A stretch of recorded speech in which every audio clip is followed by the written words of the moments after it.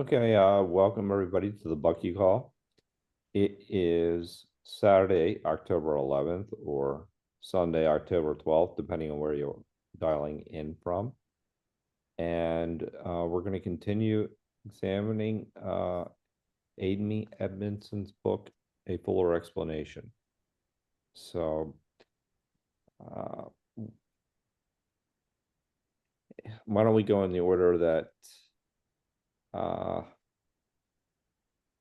we came in. So Lee, I'm going to ask you first. How are you feeling, and what would you like to take away from today? I'm feeling wonderful. I have had a real good week and have enjoyed myself. I'm still working at getting everything put into place in my second bedroom, my art room, and it's going to take some time. It's rearranging and then thinking, oh, I'll have to move it over here instead of there. But I am excited of how much I learned last week. A lot went over my head, but at the end, I was grasping an awful lot that I had missed through most of it. And I'm praying that it will happen again.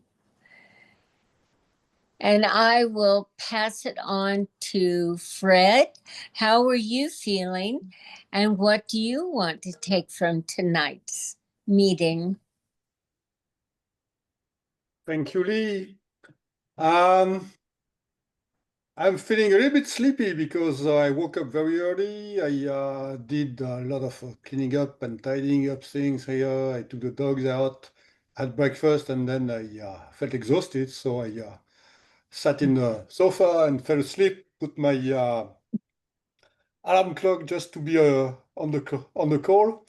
And then I am sort of waking up and enjoying my second morning. So I'm having a cup of tea and I'm glad to be with you guys. My expected takeaway is I hope I'm going to learn a little bit something. That's my expected takeaway for this morning. And how are you feeling this morning, and what is your expected desired takeaway? Yes, hi everybody. Okay, I am very grateful to be here. Always grateful to get to join the call. And what I'd like to take away is, you know how Kelly, he will stop you if you try to say mindset. Yeah, and I absolutely agree with that, and have to be very mindful to tweak, to change that, and come from the space of mind space. Yeah. And the other one is I think it's mind shift as well. So yes, mind space is infinity. Mindset, you're gonna take it step by step, or there is that you already have that limit. You limit already what you have. But then what we have is this brain that is literally infinite, right? In the way we can hold information and how we can use information, how the brain is coming from that space. And therefore, that would be what I get every week, every time we meet up. It's that mind space. And the thing is, it's not about filling the mind space. It's just that the space is growing and growing and growing. So I hope to do as well is to do that with my team. And yet there are the two things. Yeah, that's it's a conundrum for us, because in our space in school, we have to like get everybody to really move bigger and look at the picture of you have to know what we don't know, etc. And yet at the same time, when we move out to helping other communities, right? Even within Malaysia, the communities. And then at the same time, now we are relooking at our curriculum for the Vietnamese community, and also we've been struggling with my Indonesian community because they want what they see here, but at the same time, there's a limit as to how far the Indonesian parents are, and also the teachers, what they have learned is limited by that 2,000 years of making people 99% scientifically illiterate. That is the horror, right? So you got to pull it back. So that is the conundrum that we're having right now. And like, you know what? Let's just do it. Let's just pull it back and work from there. And let's not worry about what we have, because nobody knows how much to teach anyway for some of the things we're doing, right? Nobody knows how far to teach entrepreneurship, how far to teach the environment, to create an environmental curriculum within the Asian space, outside of sustainability, outside of a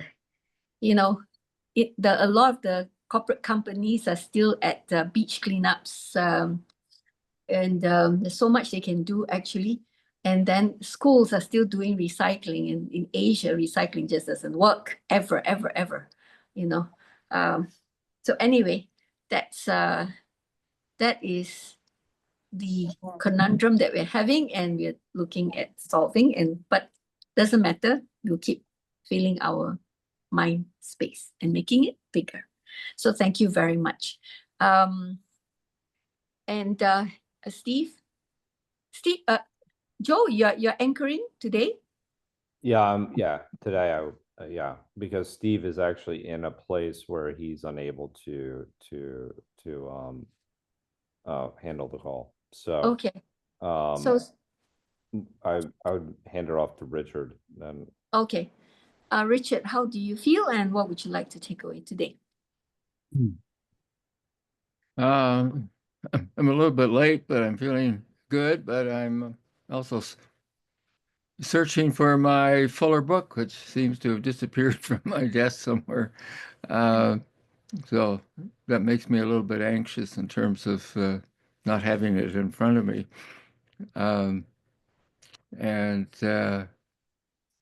Yeah, I'm not sure kind of what I'm looking forward to right now. I know that I've just been working with the university here in Calgary on the possibility of a sort of like a bursary scholarship for people who want to do indigenous science work. And I'm quite surprised that the university, they've spent a lot of time coming up with, if you want, an indigenous kind of strategy, and recognizing there's worldview differences between sort of, I suppose, traditional Western science and current and or ancient indigenous science. But they don't identify what the difference is in worldviews, and they've adopted an approach that says that we're going to acknowledge and accept parallel sort of worldview approaches. And I think that's really maybe along the line of what you're talking about, and a more of a regressive step than a progressive step. The idea that we would stand side by side, and instead of trying to find ways to interconnect and weave our respective sort of knowledge bases and go forward in a interweaving kind of way rather than sort of side by side in a parallel way. And I think that's what Fuller has really been all about in his work and writings. And so it's kind of a sad commentary to see a contemporary university putting a lot of work into wanting to recognize the indigenous sort of knowledge history and coming up with a parallel approach rather than a interweaving approach. So I always want to get more and more reinforcement that the idea of interconnecting and interweaving is something that Fuller stands by, and Amy in trying to translate Fuller into common language stands for the same thing. So I want more and more dialogue. So over to you, Joe. Is that it in terms of now being the host while Steve's away on his meditation? Yes. So I'm sorry I've missed everybody. Last week I was away and attending a friend's event. So things ran a little bit late, but I did miss everyone, and it's really good to see everybody this week, and I'm looking forward to actually, I really like how the Wednesday calls and the Saturday calls, you're seeing the connections between these two. For me, that's one of the really exciting things, is starting to put together a lot of Bucky's ideas that are fundamental, but we're actually exploring them through cosmometry, and as well as with the Fuller experience.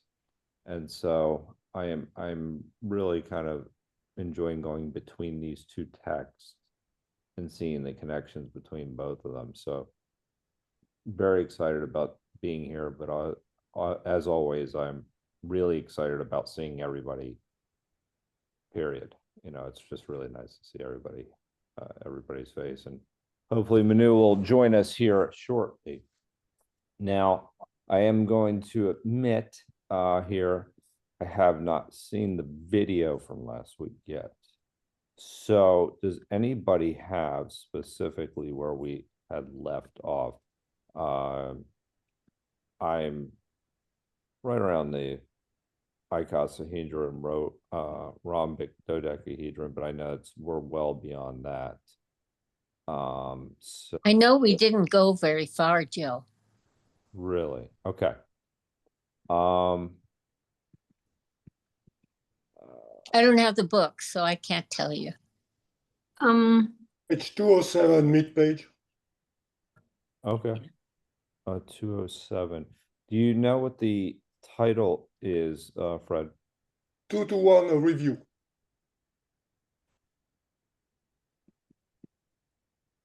And the chapter is all space filling.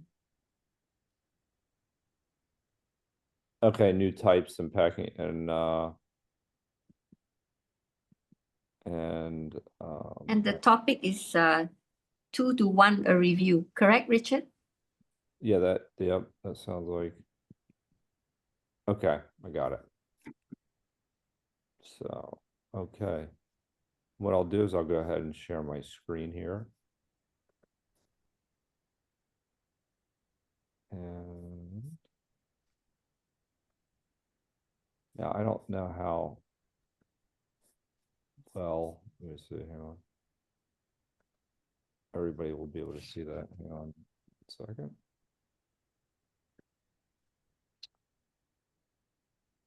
Now, can everybody see that? Yes. Okay. You don't have page numbers. You have Kindle or something. I have a Kindle, unfortunately. So that was one of my issues, as to finding it. So that makes it a little bit more difficult.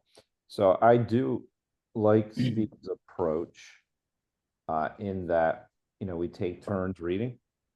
And so I don't mind getting us started. But then we can kind of rotate whenever we see appropriate. So 2 to 1 a review. We can now appreciate Loeb's development of the requirement that a space-filling polyhedron can be broken down into twice as many octahedra as tetrahedra. The cube consists of 1 tetrahedron plus 4 1/8 octahedra, or a total of half octahedron. The ratio of 1 to 1/2 certainly qualifies. 8 1/4 tetrahedra for a total of 2 embrace one octahedron to create the rhombic dodecahedron. With this confirmation, we start a list of results displayed in table 12-6. The vector equilibrium consists of 8 tetrahedra and 6 half octahedra, 8-3, lacking 1 octahedron, sorry. The vector equilibrium must not be a space filler, a conclusion that is consistent with our earlier observation of the isotropic vector matrix. However, pair the vector equilibrium with the missing octahedron and all space can be filled. The 2-to-1 ratio also serves as a prescription for complementary pairing if an IVM system is not a space filler. The ratio tells us what's missing. The table 12-6, does anybody want to maybe comment on that? We have the polyhedron, the space filler, the tetrahedron, the octahedron, the cube, the rhombic dodecahedron, the vector equilibrium, the I'm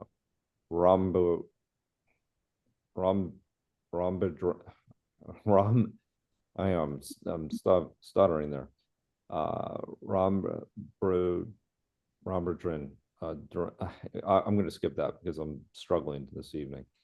And the 3V octahedron and truncated octahedron.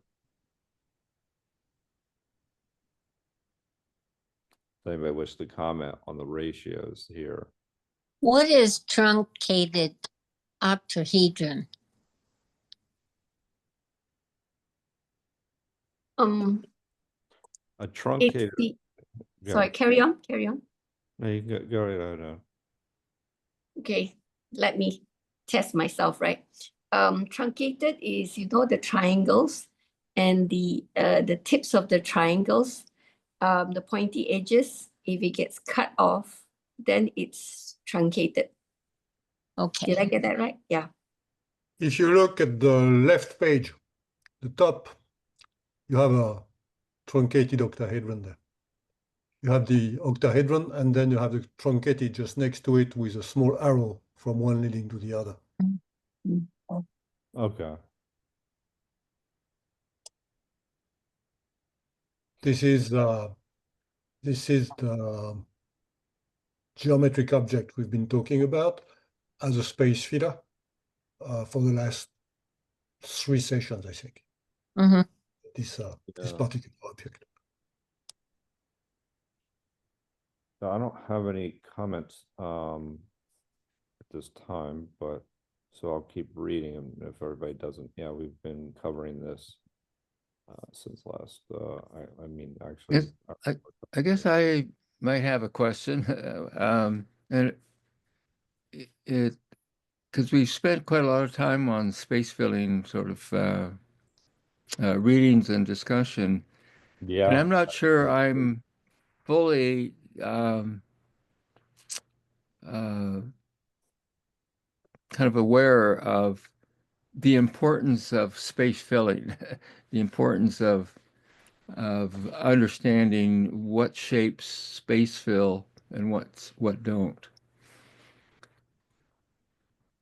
Well, in what regard? I mean, in the sense that we've talked about space filling in a lot of different ways. Like we even talked about it. I mean, in regards to the tetrahedron and how it related to the observer and space time last week. So, space filling in this context is basically, we'll cover it a little bit more here in a minute. But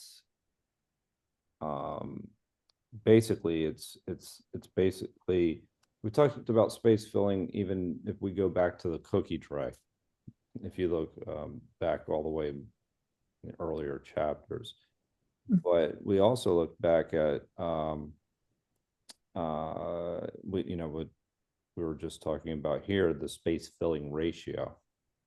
And we're going to get into that right now with the truncated tetrahedron, the 3 feet tetrahedron, and the ratio that sort like essentially what we just read a moment ago is the serving is the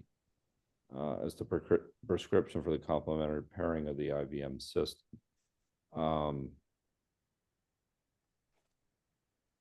So the polyhedron equals a space filler.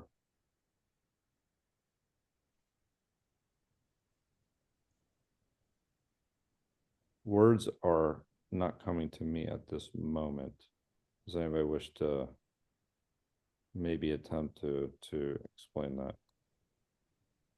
Okay, let me try. Okay. Try to, okay. From the table, from that table, yeah, it looks like if you use the tetrahedron as the base to measure space, right? To fill up space, then the tetrahedron can fill up space and there's no octahedron. But if you have an octahedron, it will fill up the space and there's no tetrahedron. I mean, you don't need an extra tetrahedron, right? So the cube, you have one tetrahedron and half an octahedron. Okay. Because from just now the reading of vector equilibrium, right? The VE, vector equilibrium, it says here that lacking, okay, must not be a conclusion is consistent.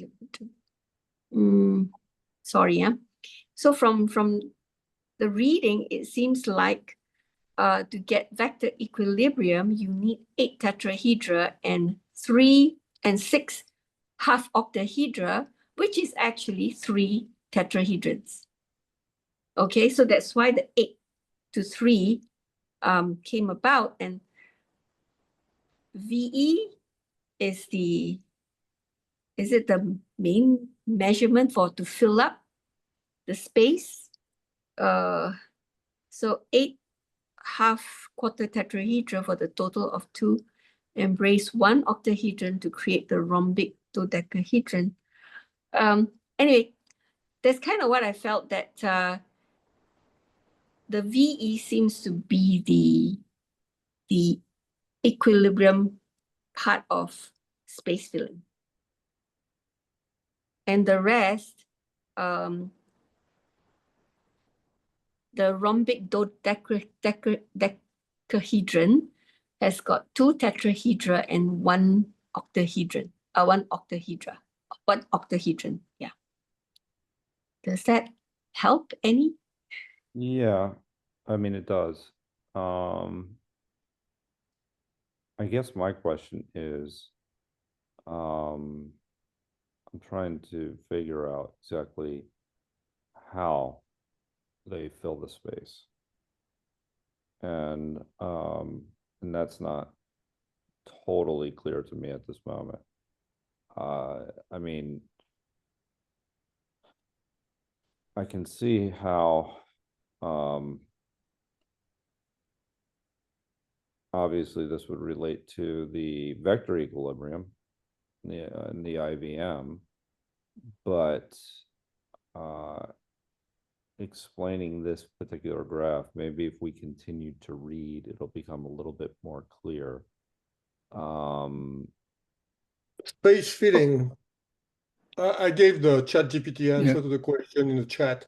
I'm not sure it reflects Bucky's intent. Bucky was working with Coxeter, the geometer. Right. And Coxeter was very big on space filling. And space filling was, in the 50s and 60s, sort of the top of the line for mathematics, the research. there were a lot of things attached to that, algorithms and stuff like this that were nascent at that time period. So in my opinion, excessive body of work in Bucky's dedicated to space filling is due to his association with Coxeter, and also due to the fact that it was a major research topic in mathematics at the moment. Bucky was the most productive in his writings.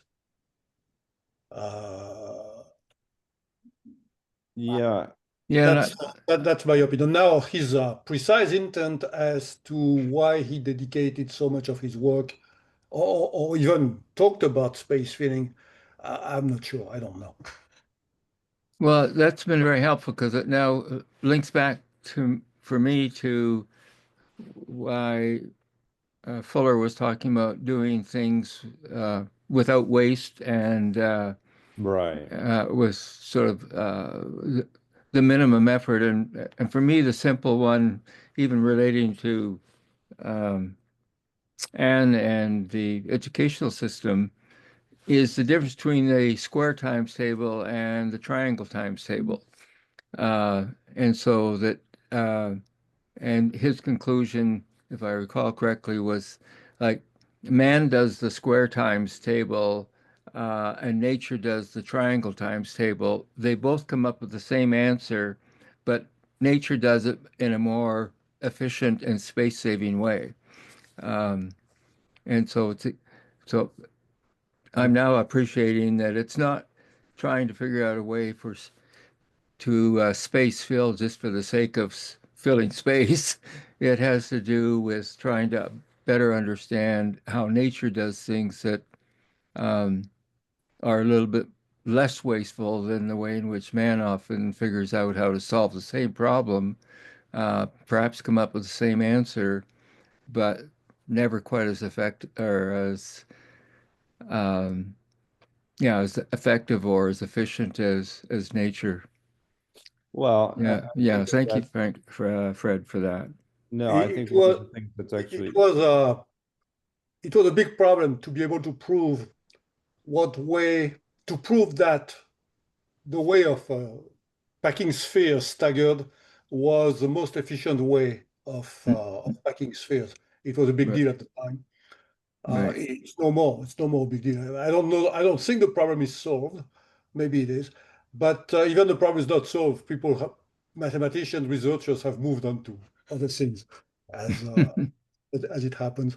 One thing is in 2D space, there's what's called space filling curves, mm, which are fractal curves, which have a very high utility, very high usefulness in computing, in a sense that when you put numbers, when you have a sequence of numbers on a line, you have number 1, 2, 3, 4, 5. So you can take any number and take the numbers around it, and then have the closest numbers, and then you can partition your line into what is closest to 5, and then you have 6 and 4 and 3 and 7, and then you can find, if you have one point, what's around that point. Now, if you go into 2D, like on a map, you have. Can you stop sharing your screen? I'd like to I'm see sorry about that. space. No, it's okay. I'd like to see. Yes, then I've got the feeling that I'm speaking to you guys. When you go to a map, if you put numbers in a sequence 1, 2, 3, 4, 5, 6, 7, 8, 9, 10, and then if you have a limited space, you go back to the line. If you take the number, and 10 is the last number, if you take the numbers around the 10, you have 9 and 8, which are close, but then you have 11, 12, 13, which are on the other side of the line. So it doesn't solve your problem. You don't know what's close. So space filling curves, which are convoluted fractals, allow you to have a sequence of numbers that you don't have to tweak, But then when you pick any number, all the numbers on the line around that give you a limited amount of space, which is the closest to that. And this is very useful. This is a base for the algorithm that YouTube put up, which I forgot the name of it, which allows you to load a map based on a location, because maps are 2D, and you have a location on the map, and the map starts loading around that location. And as you zoom in or zoom out, it calculates which elements of the map have to be loaded in order to enlarge your view or in order to focus your view. So the maps can be stored in a sequence, which is a very simple and very efficient process for computers to do. Just a sequence is just one after the other. And then using space filling curve, which is 2D, you can pinpoint on a map and the computer can immediately retrieve what's exactly around that number. 2D number. I really very much That appreciate coordinate. that. Yeah, no, I appreciate that, and I'm just writing a couple things down here. I mean, essentially, what you're talking about is tuning in and tuning out using maps. And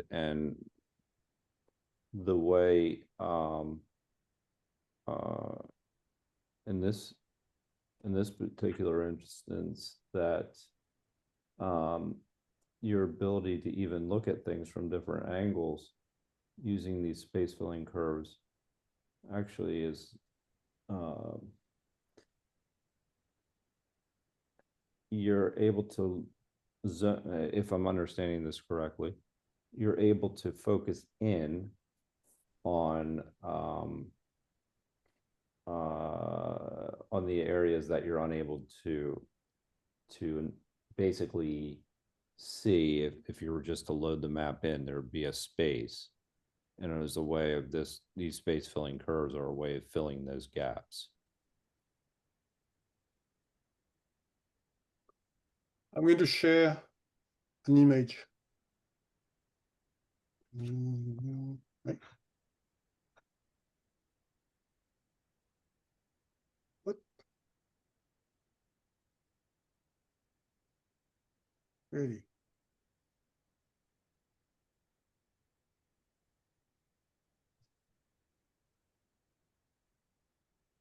There we go. Okay.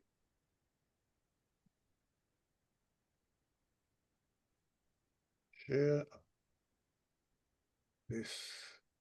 Share. All right. This is a space filling curve. In the same space, you can you see it? Mhm. Yes. Okay. So it starts with cutting the space into 4 squares, and then into 16, and then into I think 64. And this is the same curve. This is I think this one is anyway, it's got a name. This is a space filling curve, and if you look at the numbers in sequence 1, 2, 3, 4, and then it becomes 1, 2, 3, 4, 5, 6, 7, 8. If you look at those numbers, they always have around them the numbers closest to them, Mhm.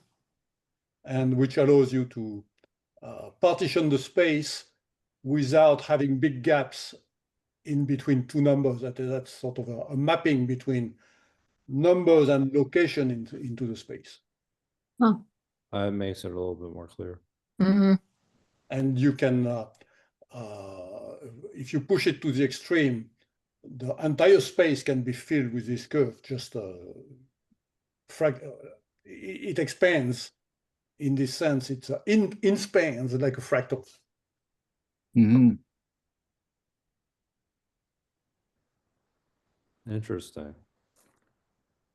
I'll put the image in the chat if you want to have a.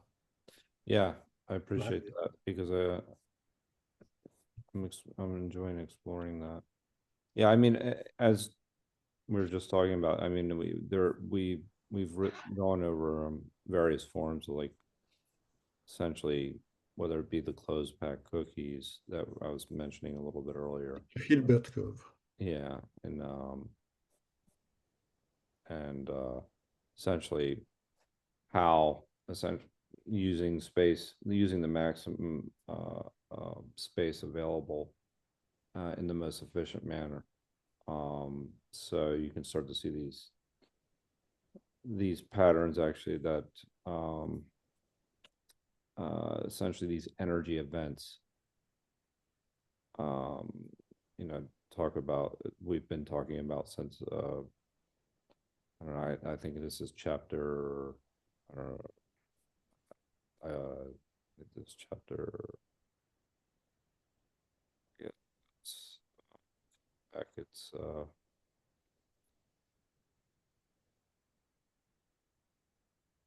well, it goes all the way back to our beginning of the vector equilibrium and angular topology. So, yeah, I mean, as Richard said, we have talked about space filling in various forms, but I really appreciate the way you spoke about the map there just a moment ago. That actually made a lot more clear to me.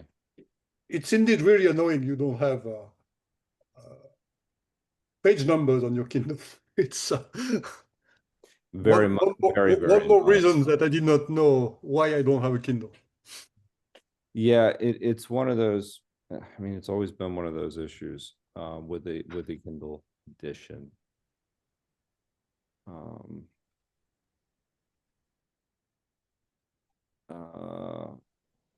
And even going back to the packing crates, actually, now that I'm looking at it. So why don't we continue to read here, and I'll go ahead and share my screen. Okay. The rest all space filling rhombahedra,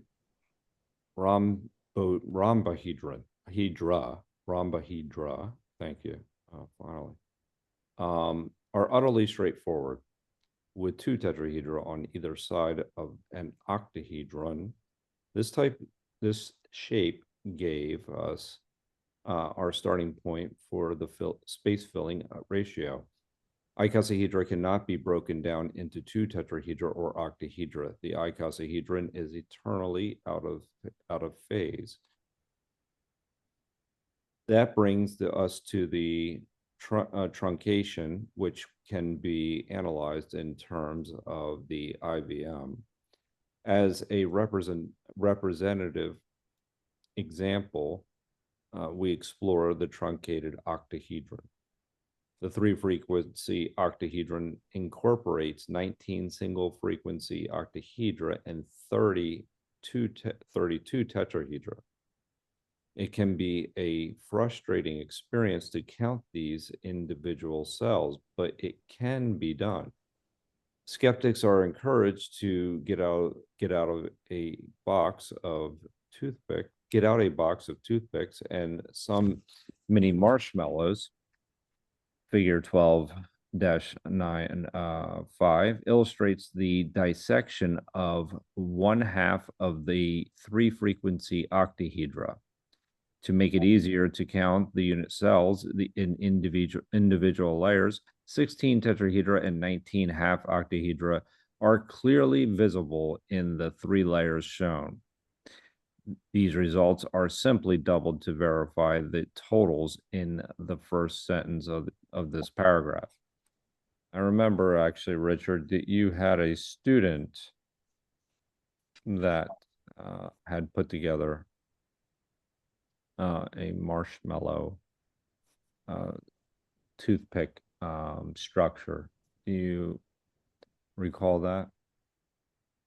Yes, it really was an exercise in creating the icosahedron and with the center of the icosahedron, and the challenge that was put forward is to have 13 gumballs and as many toothpicks as you want, and create a an independent space, if you want, for 20 different people.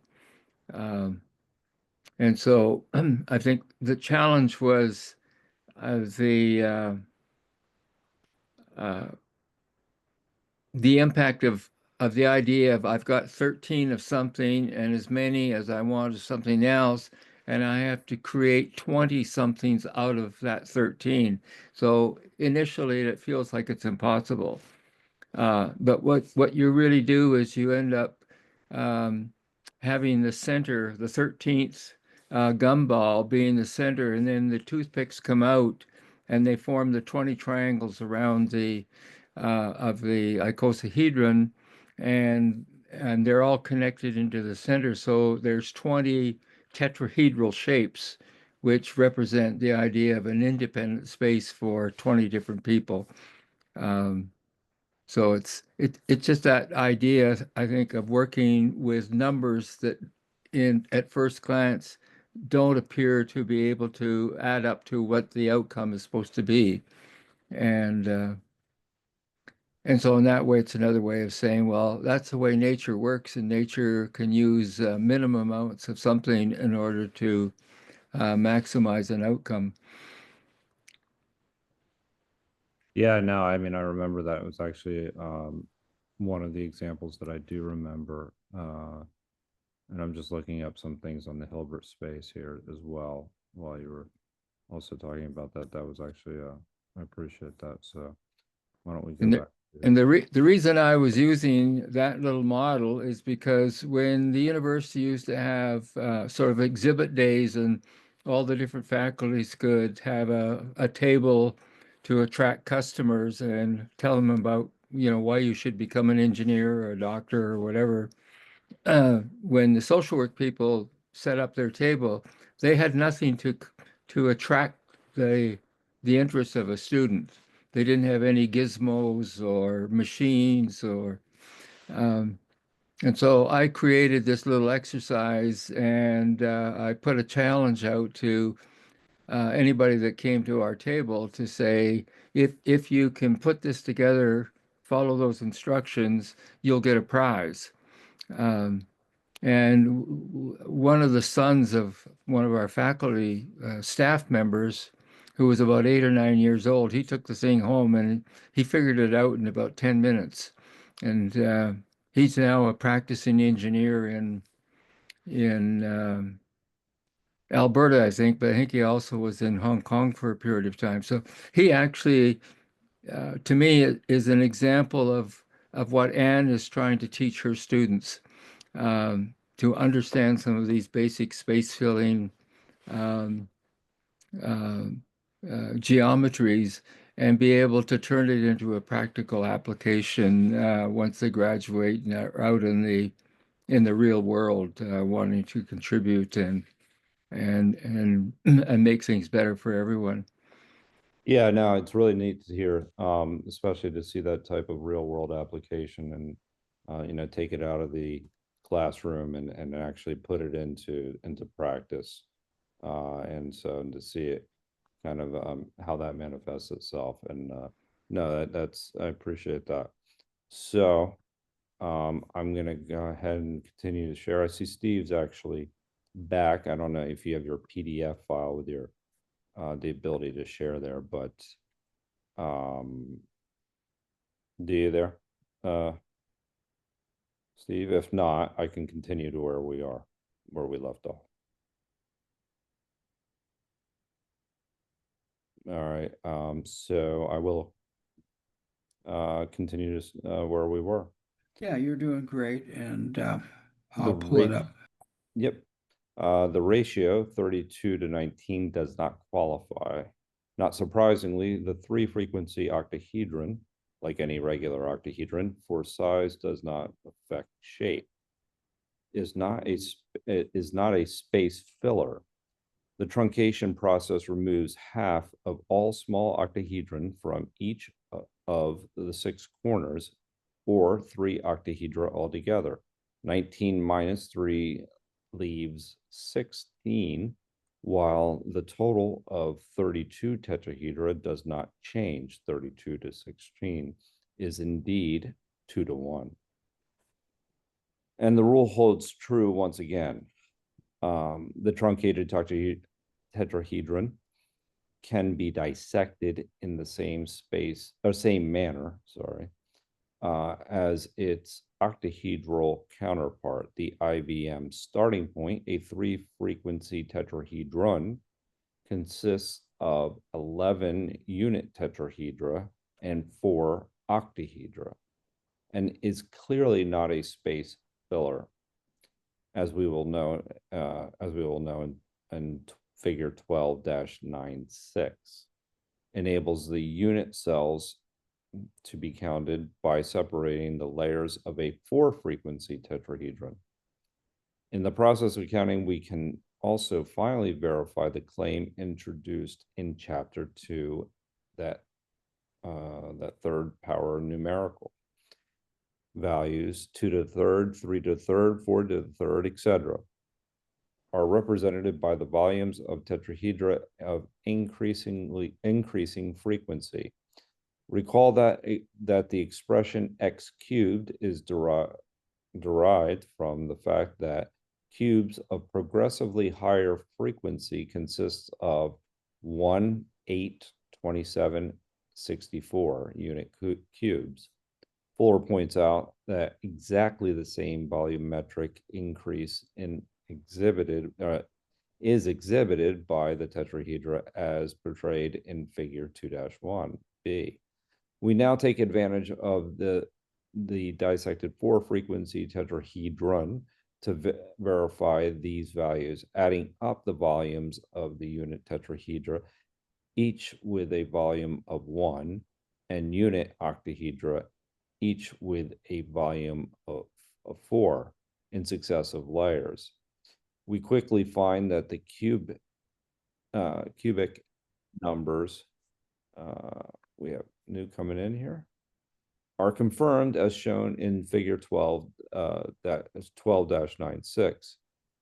A 2-frequency tetrahedron has a volume of 8, a 3-frequency 27, a 4-frequency 64, and so on.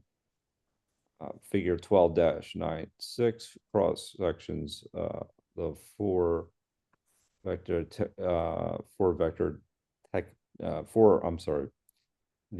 volume tetrahedron and volume accounting in tetrahedra of increasing frequency, third power model. That's a mouthful, I gotta tell you. Does anybody have any comments that they would? Well, again, looking at 1296, if you're just using a 2-dimensional, each one of those triangles, you can see how you can go from 1 to 3 to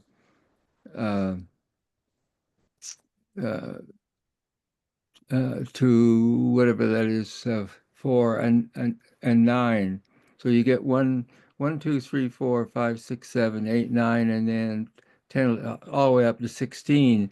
And because you've got 3 faces or 4 faces, you multiply 16 times 4 and you get 64, and you multiply 9 times, or 3, I should say. And you multiply 9 times 3 faces, you get 27. And now is that working out right? Yeah, it's 1, 8, 27, 64. Right. So yeah, you're fine. And are you complete? Yeah, sorry, yes. Yeah, so 1, 8, 27, 64. Yes. Okay. Thank yep. you. Yep. He's talking about the unit cubes there. Yep. So Okay. this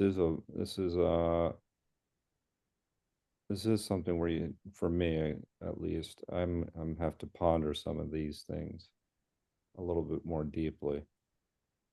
as I look at them. I mean, they're pretty, it's, the way she's laid them out is clear, but I need to think about them as how they apply to the real world too. So I can keep reading, or if anybody doesn't have any comments. The figure you have there, 1, 8, 27, 64. Yep. Do Right you here. understand it with respect to the four Oh. figures on the right, which are 1, 7, 19, 37? I think the 37 is an error. Oh, sorry. No, there's no, it's not an error. But No? do you understand it, Joe? The 1, 7, 19, the 37, What is it with respect to 1, 8, 27, 64 and 1, 7, 19, 37? Do you understand the link between the two?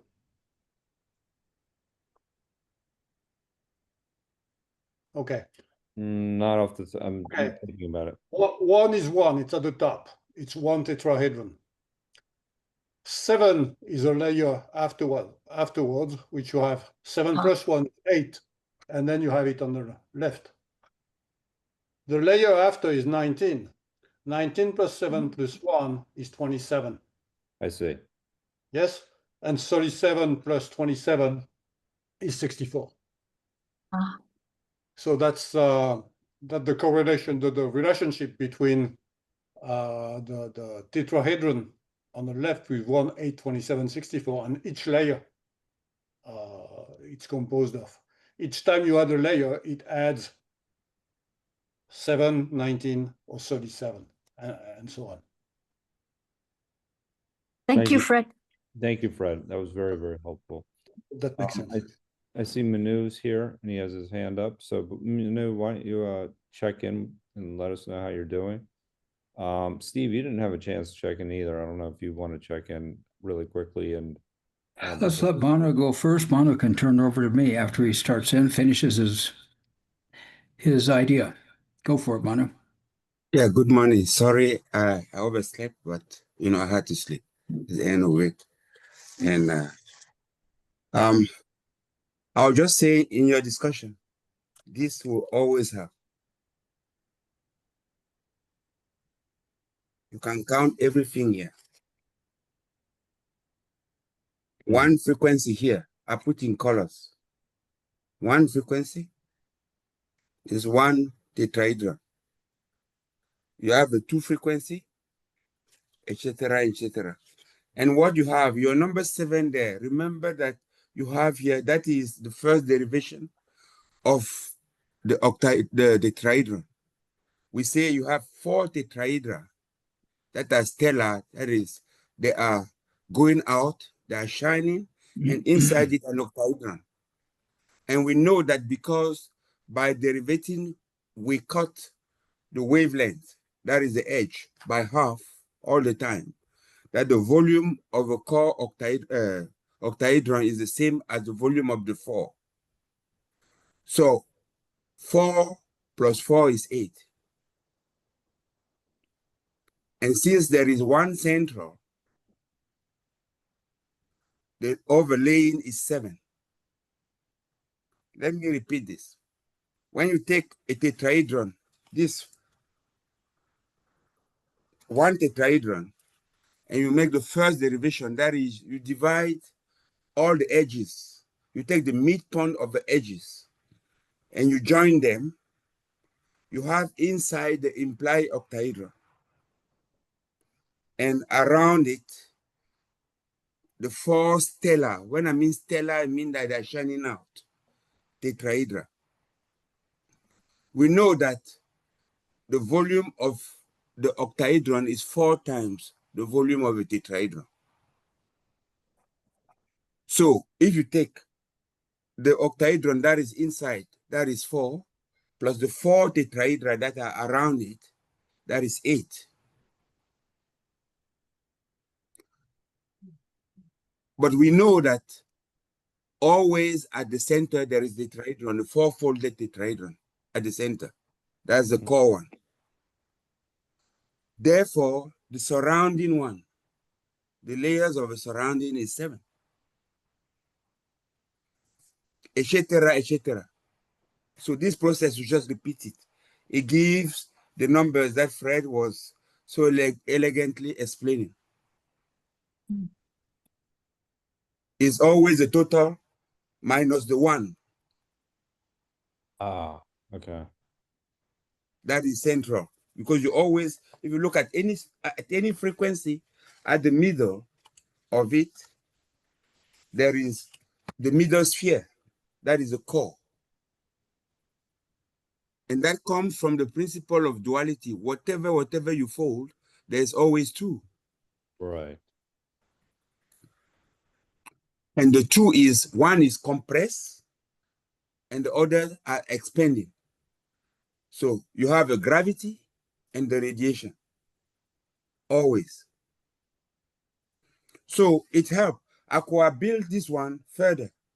You know, like you add here, and then you count. You have a 4 frequency. And this is a collage, simply. And this help you seeing also the dual part of everything. All the empty space that is here is the dual. And you can see that if this guy here is a tetrahedron, like, let me use the word pyramid, not in the context, but just to explain. You see a tetrahedron here, you see that inside, stellating, going out, there's always a dual. This is a dual here. Right. And this is space filling. So this is the concave octahedron. This is the convex, I have to say the concave tetrahedron. This is the convex tetrahedron here of equivalent frequency. You will see this construct in everything that we do. You remember this. This and this is the same. This is contracted. This is the octahedron here in the game here. And this here is the octahedron and the dodecahedron. Yeah. They are duals. This is here. I've counted here since 17, 18, 19, 20 faces, 20 little triangles here.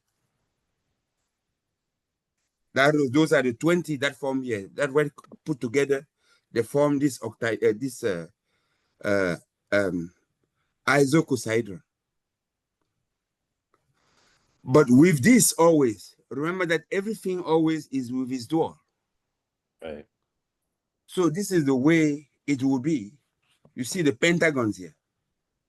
1, 2, 3, the 10 pentagonal, the 10, I think it's 10. 1, 2, 3, 4, 5. 1, 2, 3, 4, 5. The 12 pentagonal faces here. That are the empty spaces. So this always goes. This goes at this volume. We know that the volume of the dodecahedron is 20. We still know that the volume of the icosahedron is 18 point something, I think 0.2. But they always go together. Always. That was what I wanted to put in here to give a general principle that helps us understanding these figures. Can we go back to 1296 or -96? Because I was misunderstanding it in the way I was getting the numbers, and now I see it. Which number? Well, it was the figure, yeah. So the one on the left for me. Yes. So the one on the left is exactly this. Yes. Yes, I understand that, and I've now understand the numbers better. So if you've got one frequency and you have one triangle, you multiply the frequency times the face or the number of triangles. So 1 times 1 equals 1. If you go to 2 frequencies, you now have 4 triangles, a total of 4. And so the frequency times the face number is 2 times 4 is 8. Then you go to the next row, the 3 frequency, you have 9. So 9 times 3 is 27. And when you go to 4 frequency, you'll have 16. And then you'll get 4 times 16 is 64. So it just finally come to me in terms of multiplying frequency, the frequency number or level, and the number of faces that you can see in the if you want the 2-dimensional triangle shape. So that's been very helpful for me. It really helps me put the numbers together, and I see them now very quickly in terms of frequency times the number of faces. But frequency in relationship is 2 to the power of, rather, than multiplying.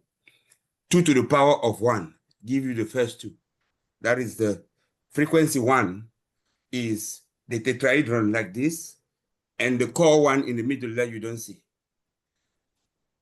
Frequency,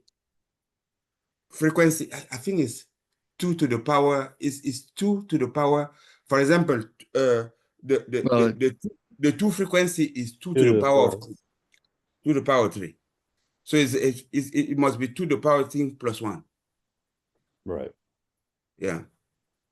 No, 2 to the power of 3 is 8. Yes. Right. But 8 is 1 plus 7. Right. Well, So I think that's the it's second 2 to side the of the graph. it's 2 to the power of frequency plus 1. That's more of the relationship. That's what that graph is showing on this side right here. That Fred walked me through. For example, the 37 here, you have 2 to the power of 4. I think. 2 to the power of 4 is okay. You have that, and then you have to add per. You see here, if you take the row, if you take, for example, the number 2 figure, the 19. Right. Okay. You have 2 to the power of 3 is 8, right? No, I'm saying something rubbish here. You guys continue. Before I share that, let me go more frequently, more inside. But the relationship, the basic relationships is that of a power, of a frequency. The problem with power is that it's cubic. It's you square or you cube. And here you got triangles. So it's not such a direct relationship. Mm-hmm. But there's probably is a formula. It's quite surprising it's not in the book, but there has to be a formula too. There's a formula for triangle. No, there is. It is in the book. If we keep reading, it's gonna. The formula is that of counting these triangles here and adding at each of the layer. That's the formula. Yes, but there has to be a more compact formula that prevents you from having to count it, and then you can calculate the number of tetrahedra that compose an arbitrary number of frequencies directly without having to count each layer. Okay.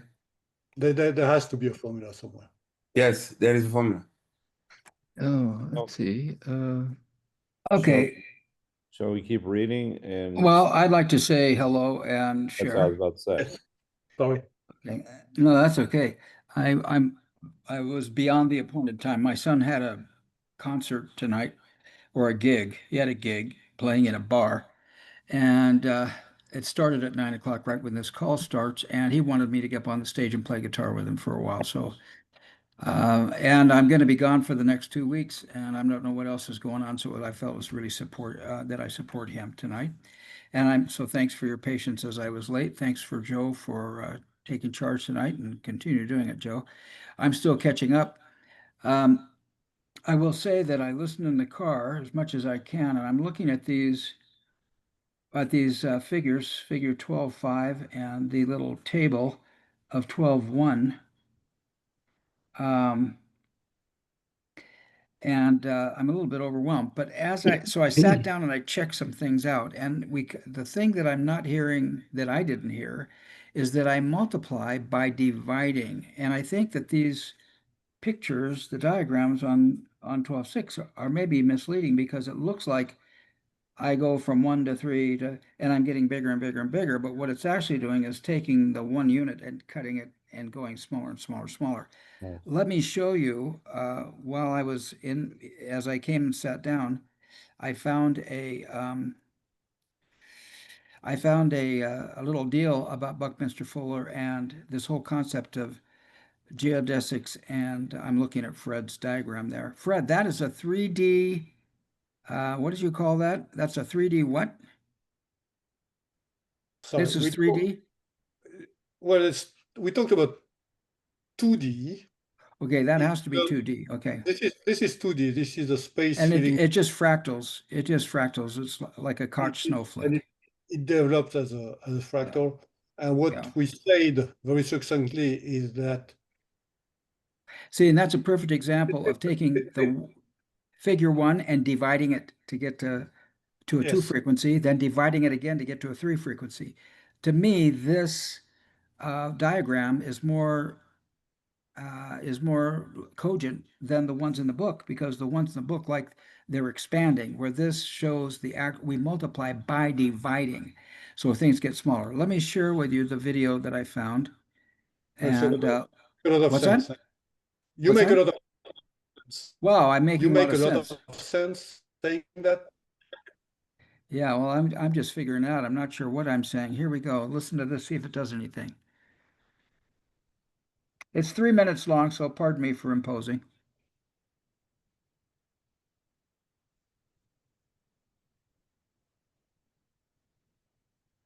It'll buffer up.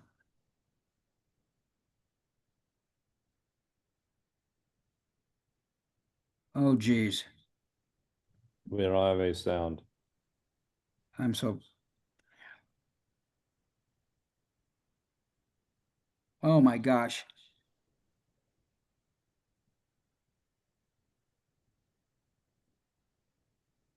May- See, and then they jump to phi, and that doesn't make any sense.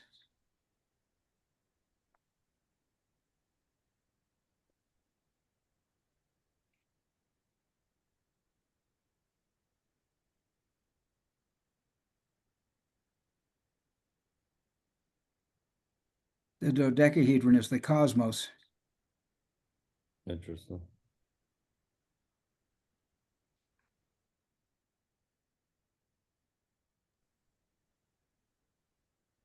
Fortunately, the words are showing on the bottom of the.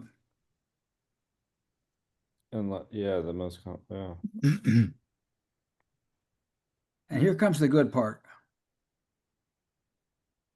I'm so sorry for the delays.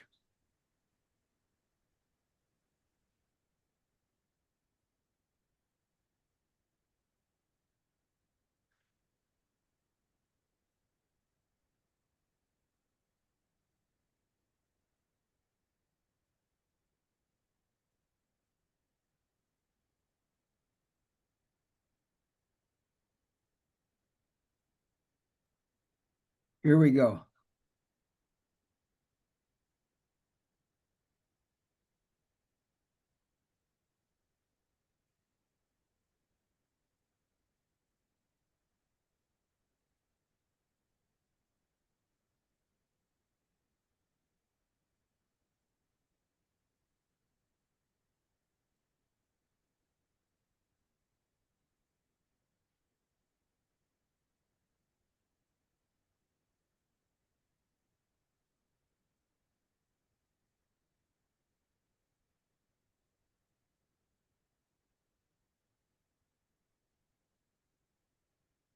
That's important to me. The higher the frequency, the more curved.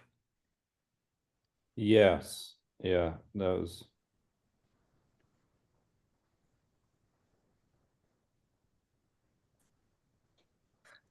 See this,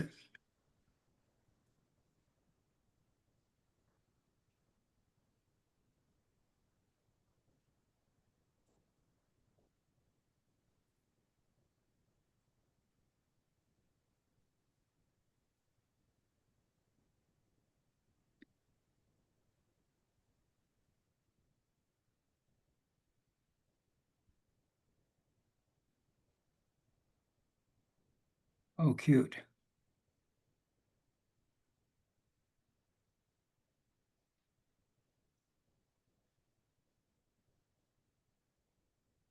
Oh, I'm so sorry.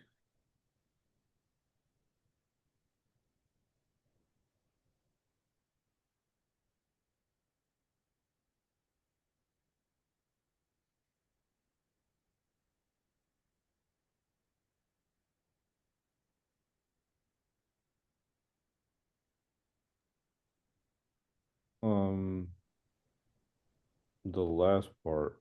Oh, never mind.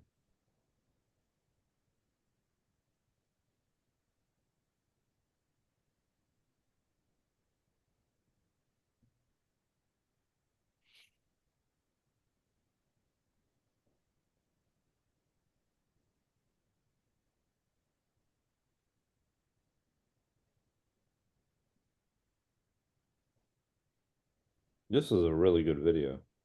Well, good. I'm glad to hear you say that. It was very practical. It seemed very practical to me. Very, very practical. Very real.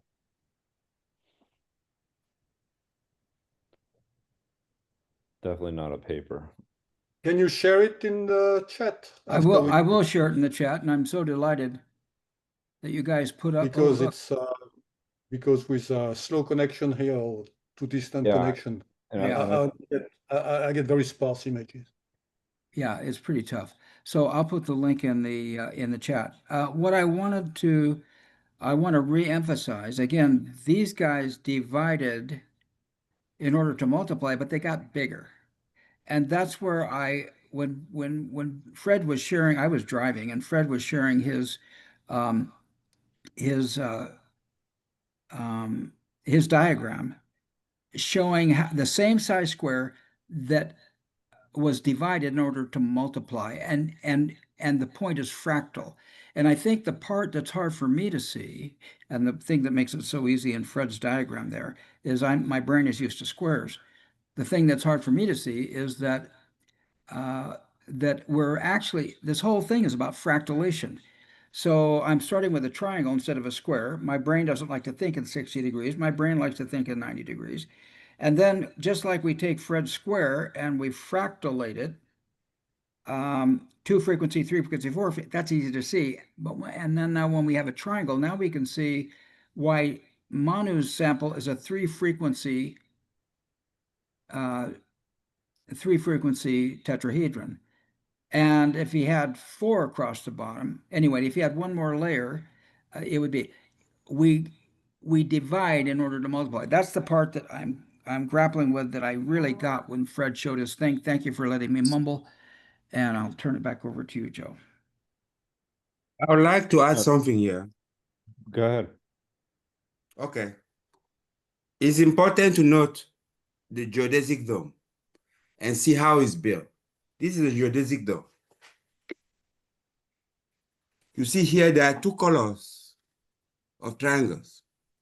You guys can all pin him if you want to pin him, so you can see more closely what he's got there. You see the white triangles are equilateral triangles. What's that color? Is it brown? I don't know, brown. There's brown and yellow, Manu. Yeah. I don't know what that means. Let's just assume that it's brown. That all of this, the non-white, let's assume that it's brown or whatever. All the non-white are isosceles. Yeah, they're pentagons. They're part of pentagons. Yes, they're And they're isosceles. isosceles. They Yes. stellate. They stellate. Yeah. So it's important to notice that when you were showing your thing, Steve, in the 3D vision like this, as soon as you have 4 triangles, that are together like this, the fifth bends more in the vision. Yes. It bends more. And becomes spherical. Yeah. So it's important. You want to build this, there's important ratio that you have of the isosceles and the equilateral. The isosceles, the two sides of the isosceles is the same wavelength as that of a triangle, equilateral. And the third of isosceles is different. There's a ratio to it, which Becky determined. That was the first thing.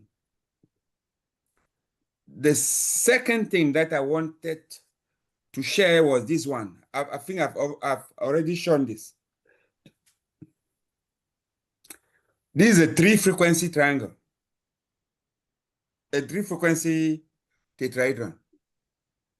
If I do, look at this. Look at this. I just do this. 1-fold,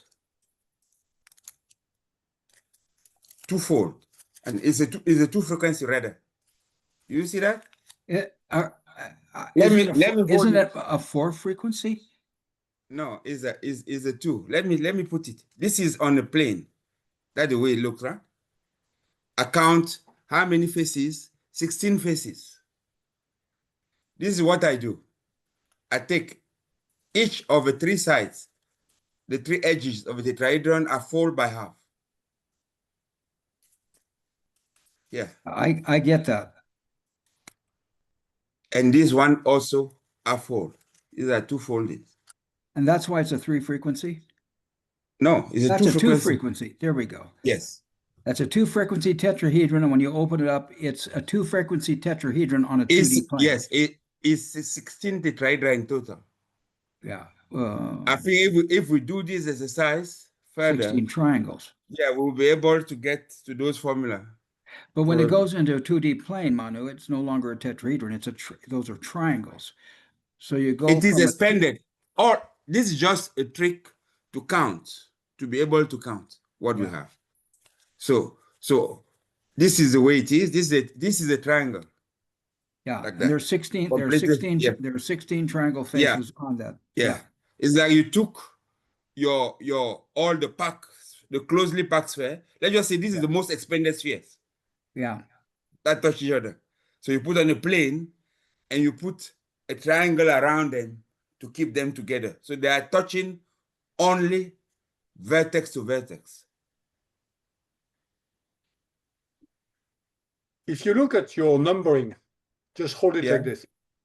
It's interesting because when it's assembled in 3D, the numbers are in a sequence that goes around it. Yeah, because you have this. Just show it to us without moving. No, we need to see all of it. Just backwards a little bit. There we go. So that's good. So just please stay like this.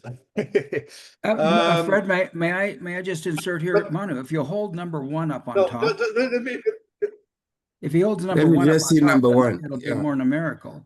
And he's got the holes are folded back behind, and if he unfolded those triangles behind, they would reveal numbers on them. Go ahead, Fred. I'm sorry to interrupt you. Exact. What you say? So those numbers now they're in a sequence when you go around them when they're assembled. Whereas when they're not assembled, they're not in a sequence, and they approach probably what would be a triangular space filling curve, where you would get all the numbers in the sequence closest possible to the coordinate you give, the triangular coordinate. Same like what we explained, we talked about the Google Maps. Yeah.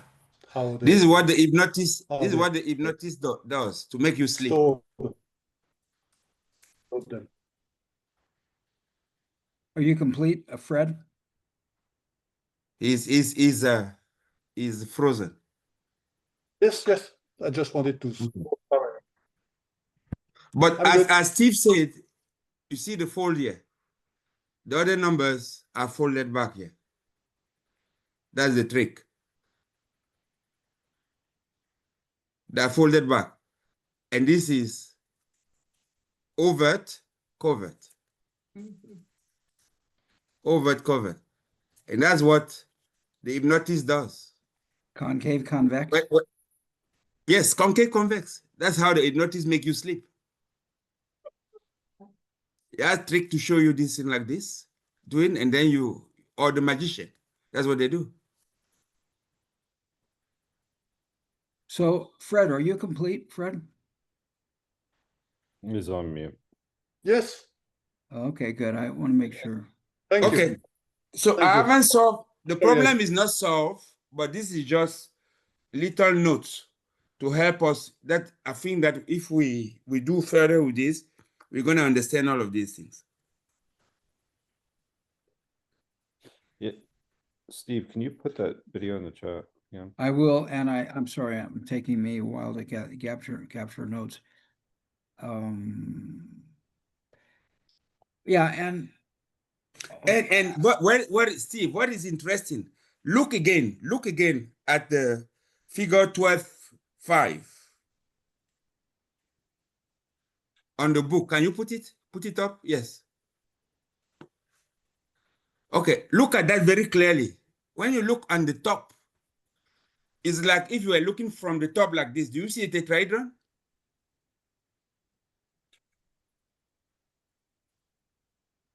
Do you see the You're looking from the top? illusion of a not the tetrahedron, the illusion of a pyramid? Or is it really a pyramid? Look, consider what is in the middle there as the top of a pyramid. You have the square at the base. Just look on the top like this. Look at your book like that. Yeah. Put your eyes there on the top. Yeah. If you put your eye on the top, you have a triangle at the base. we're talking figure number 1 here. Yeah, figure little 12. No, figure 12.5, where you have a cube to the left. Or am I too advanced on the book? No, you're back a page. I'm back. Okay, I'm back a page. There we go. That's the cube. It's a triangle. Yes. It's not a cube. It's a triangle. The numbering of the figures is not the same on the PDF and on the Kindle. But Yeah, this is Steve, okay. if you look at what you have put there on the top of it, that is a pyramid that you have at top now. Half the octahedron, isn't it? It looks like it is. Yeah. Yeah, that one is, yes. That looks like a pyramid. I put that video in the chat, folks. Thank you. But it's normal because the dual of a cube is the octahedron, and vice versa. Yeah, this duality is starting to winkle into my brains as well. Because something else hit me when, if I may continue talking, something else hit me when Fred shared his Koch snowflake of, not snowflakes at all, but of his rectangles. His fractalated rectangles. What? Is that a Hilbert space? That Hilbert space label No, refers right to that drawing? It's not a Hilbert space. It's a Hilbert space filling curve. Okay, it's a Hilbert space filling curve.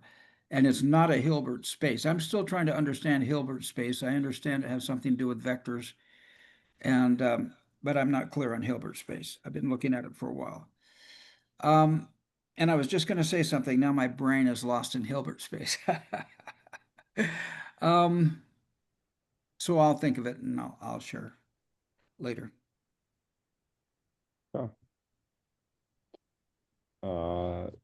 But if I understand it right, then that you got a half of an octahedron showing there on the left side of that diagram, and then that half octahedron is being shown at the top. That's the first thing, and then below that is a two frequency of that thing, and then below that is a 3 frequency of that thing. Is that correct? Is that what all those notes say? Yeah, it says that. Not surprising, the 3 frequency octahedron like any regular octahedron, for size does not affect the shape. See, we're talking a topological thing. And this goes back to the thought that I lost. Oh, that I wanted to say. I'm gonna, if I may, just when when Fred shared that it's that what he's doing is he's fractalating these squares in that Hilbert space diagram. It dawned on me that I've been looking at, and I'm going to go ahead and steal the show here and share, because Manu put up the other day, he put up a diagram, and hopefully you guys will be able to see this very soon. And you notice he had the pink stuff here as these spheres are as the spheres are packing. We have pi is the pink stuff. And then we had that little space between the triangle and the pink stuff, that little place that he called phi. And it was called yellow. We had a concave. Well, it dawned on me when Richard was sharing his fractalated Hilbert space diagram that actually these spheres are fractalating as well. And to see a hard boundary on that curve is just an artifact of my brain. In actuality, there's a bunch of little tiny spheres there going on, and they keep fractalating and fractalating. That just hit me thanks to Fred and his diagram, because I wanted to see that pi boundary, the circle boundary, as some kind of solid thing. It's not. It's just composed of a bunch of fractalated things, and I want to see it at that scale, just like at these drawings that we're sharing.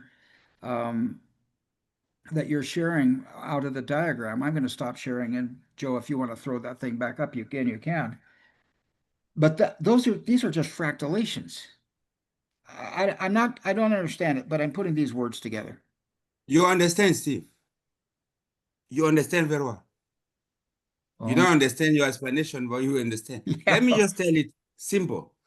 The principle here is always to take something and its dual and shape the corners to fill a spherical space. Yeah. That's the principle. That's what they are doing. All the technique is that. And the things that we know the best are the cube and the triangle, or the triangle and the cube. So all what they are doing, first principle first, everything always exists in a yin and yang. Everything. So you take that. Second question, if I take it as a unit of division, does it allow me to have pieces that I can assemble together to make something that fit a sphere? And then you start now cutting, like it's cutting the ears, cutting corners that are sharp, molding like a sculptor would do. You cut them, and you see it's fit. That's what Amy is doing here. That's the principle. That's why I say you understand very well. And that's called stellation. Stellar. Yeah. That's what those Yeah. those isosceles triangles are doing in those pentagons on your dome. Yeah. So those are the bright points. That is like you have a body filled with blood in a vessel, and you cut little ears. You start having blood pouring out a different color. They are stellars. They are coming out. They are shining, and they give you something. I mean, remember, I don't know if anybody remember the movies. I mean, we all remember, maybe not Anne.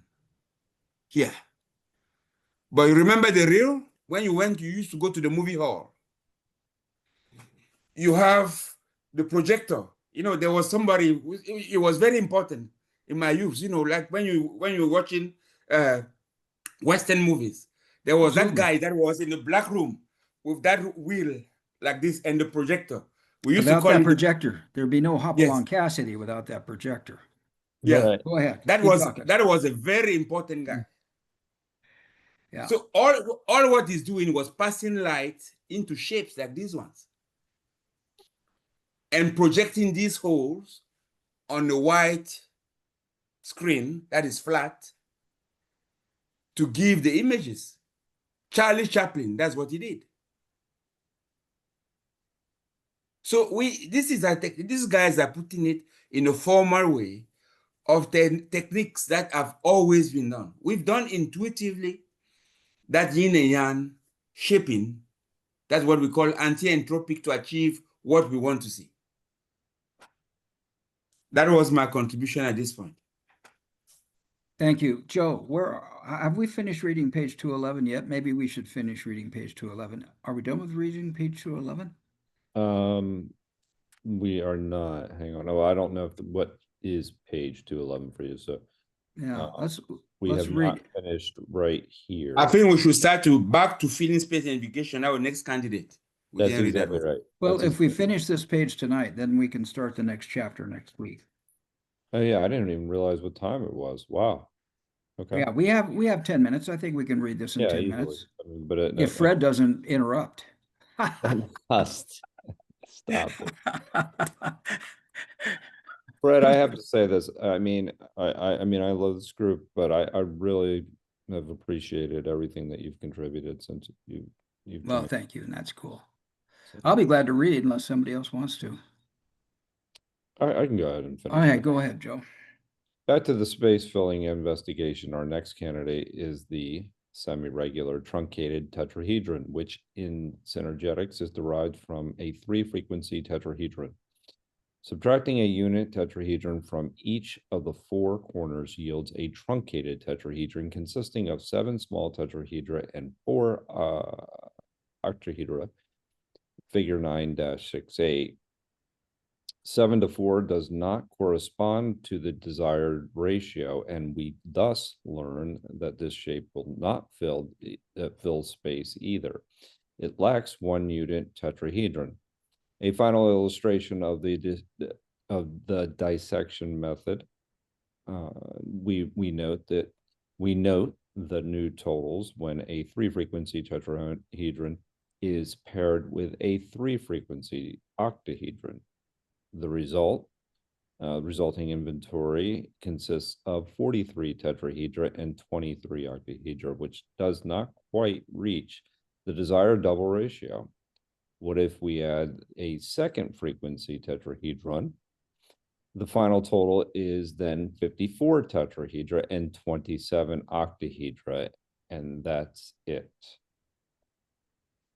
2, 3 VU tetrahedra paired with 1 3V octahedra are able to fill space. Once again, shapes proves independent of size. The above examples provide firsthand confirmation of the space filling hypothesis, allowing us to feel confident that a new truth has been revealed. Out of all of the accumulated data, a consistent finding emerges. With this generalized principle, we are equipped to determine whether any polyhedron that submits to analysis in terms of octahedral and tetrahedral components is a space filler. We just have to break it down into these constituent parts and check the ratio for each requisite 2 to 1. The ratio replaces the arduous task of trying to push shapes together and twist them around to see if they pack. It is another shortcut. The IVM provides the framework. 2 to 1 is the ratio. All criteria supplied, coincidence, magic, or rules of spatial order.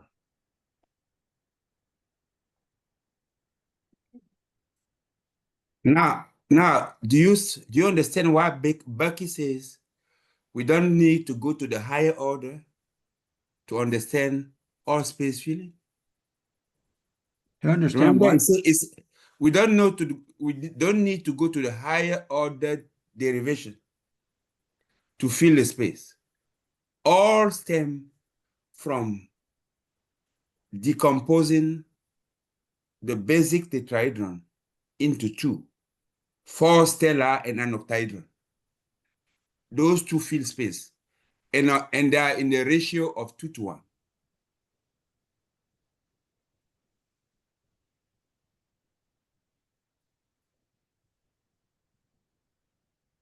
8 and 4. Mhm.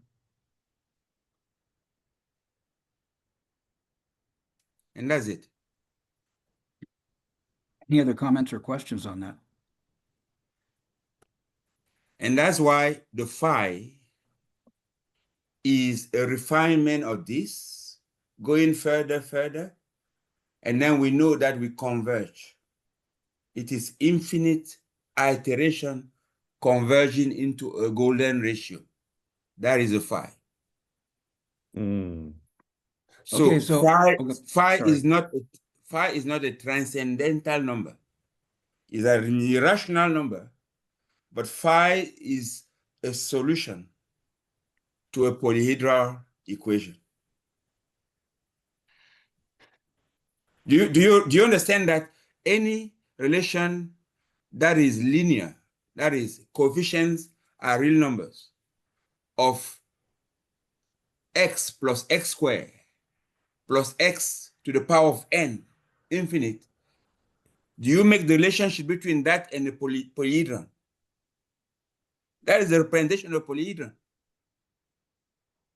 Remember that the square or the power of the variant is a folding.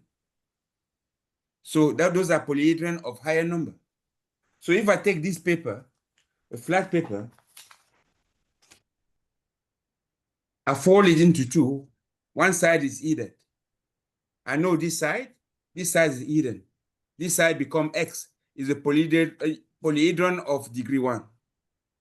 Let me repeat it. This is degree 0. I can read everything. I can see that this is rectangular. Nothing is hidden. If I Are fold you it, showing me a 2D plane right there, or are you showing me a 3D yeah, object? it's just a representation that I'm saying to link the polyhedron that we draw, this polyhedron, and what you call the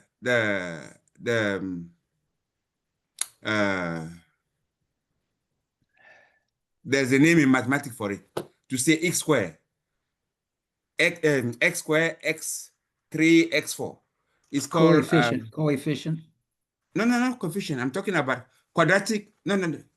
You see, you call them like a quadratic form is a particular of it. What is it? See, Fred. A quadratic form is when you have x squared in the equation. For example, if you say you have ax squared Are saying they plus believe there bx. are no survivors among the Exponential. 18 people still missing after an explosion at a Hey, munitions it's plant in called- Tennessee. What Who was is the doing that? definition? Who is doing that? What I was don't the know. That's definition right. of I think we're of talking- an irrational number? It was not, an irrational number. No, a transcendental number is not a solution Irrational. to. Yes, it's not a solution. Okay, just go on. I'll get it. Let me take my note here. So what I'm trying to say is that that power to the n in the equation is linked to the number of folding, and Right. is linked to frequency. Polynomial equation. They call them polynomial equations. So to the power of 3 means 3 folds. To the power of 6 means 6 No, folds. power 3 is 2-fold. This is 0-fold. Those are the real numbers. 0-fold. 1-fold is to the power of 1. Is like you say x. Okay. 2-fold is the power of 2. 3-fold, yes, as you say, power 3 is the number. There's a very direct link between folding and the power, because the relationship is exponential. They call No, them. Pardon, Steve? It's okay. Yes, when I fold something, I don't say now that the new thing is just something multiplied by a scalar multiplied by. I say the new thing is that existed. It's some exponential or some power, some polynomial power of what existed before. So there is a direct relationship between folding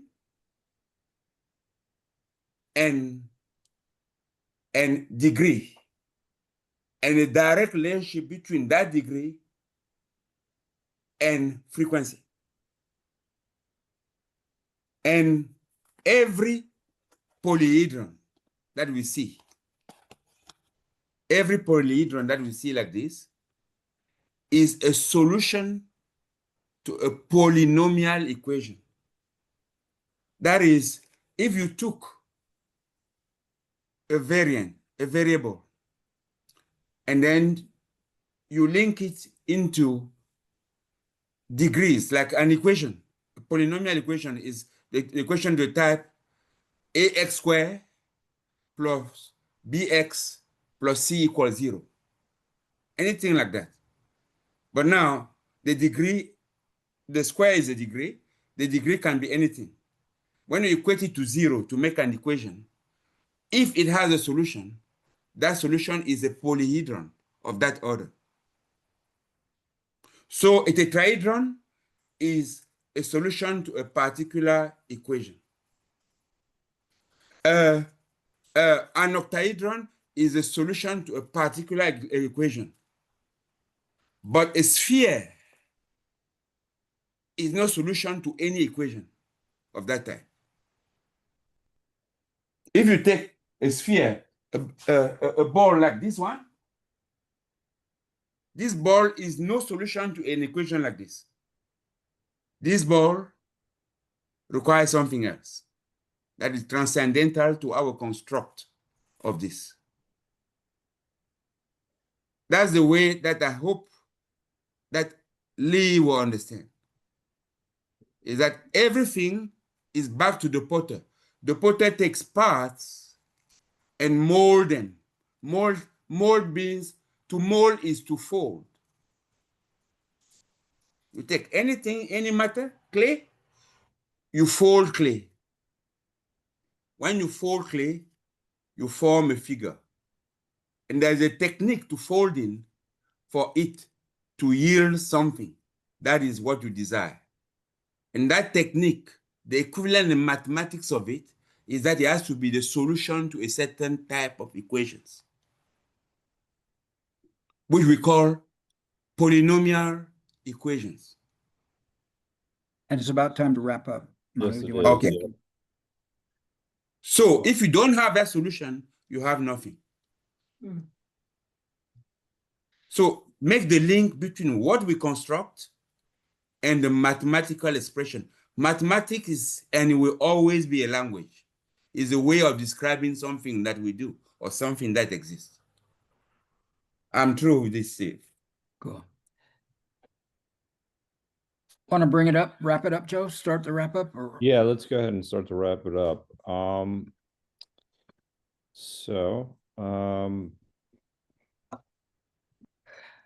Steve, or no, let's go with Mano, since you were the last one talking. If you Yeah, don't and you mind. know what? I'd like to be the last guy sharing because we'll talk about announcements for next week, okay? Sounds good. Good. So who do you Is want it to me? call in? Yeah, if you don't mind. Okay. I'm really thankful that you tolerate me here when I go into my tangent.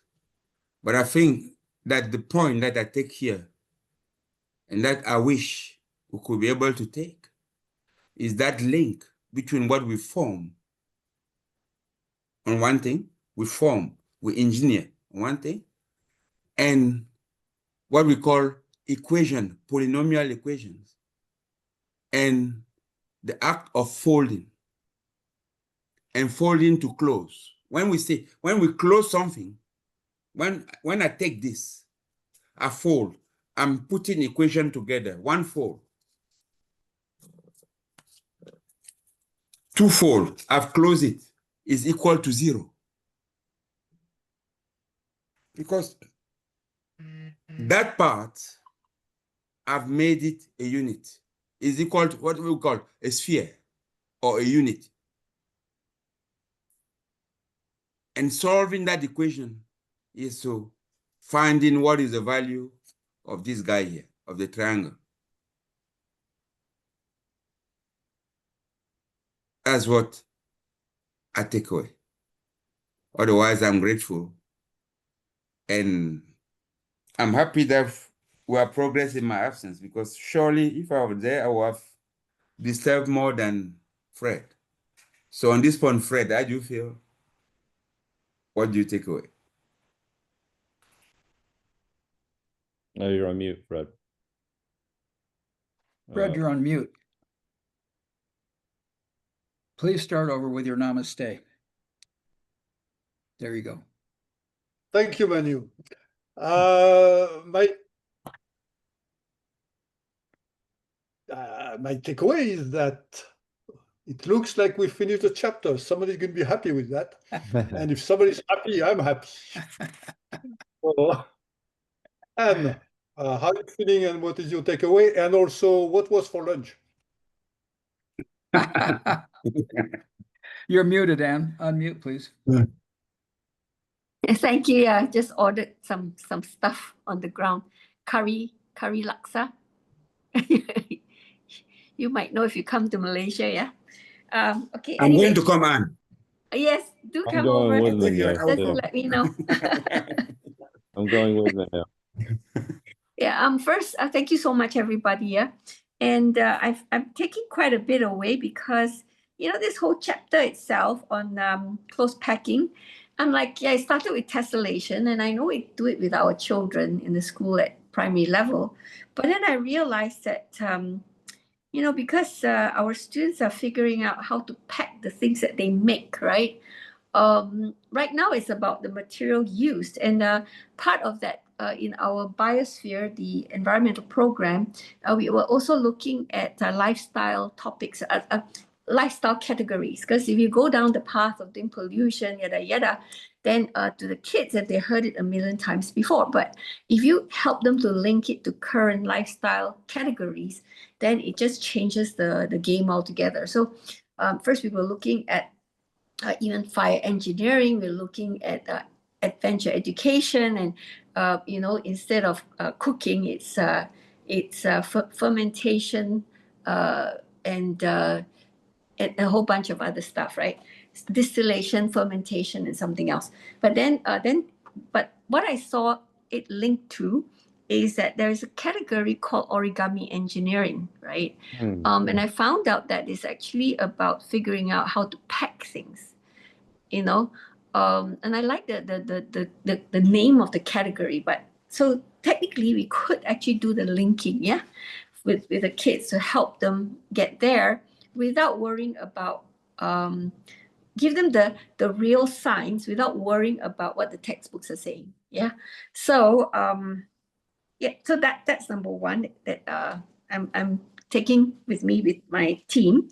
The other one is, thank you so much for the explanations, Manu, Fred, Steve, Joe, all of you, Richard, and helping Lee and myself on some of these areas.